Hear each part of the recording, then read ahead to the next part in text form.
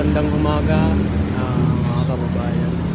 Ito lang masasabi ko kay Vice President Duterte na ingat po kayo dahil iba po ang inyong nasampahang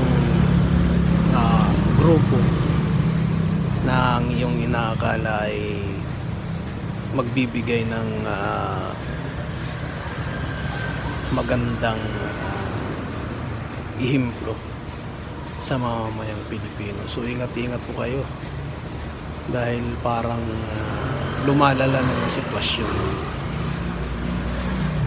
So iba po pala yung ibig sabihin nila sa UNITIM.